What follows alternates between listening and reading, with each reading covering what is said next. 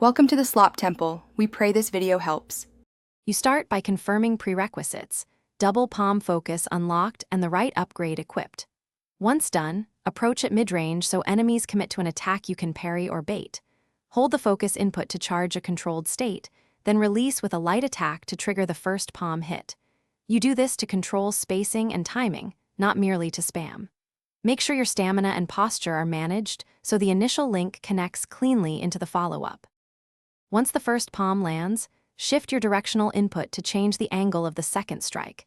This forces different enemy animations and increases hit chance. You should watch for the stagger or recovery frames. These are your window to land the second palm reliably.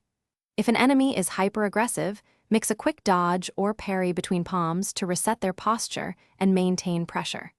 This sequence trades raw speed for guaranteed damage, so pace your input. You complete the sequence by using the final palm to either launch the enemy or deliver finishing damage. When available, chain into a heavy finisher for maximum effect. After the combo, reposition quickly or prepare a parry because enemies often counterattack on recovery. If the double palm misses, don't panic.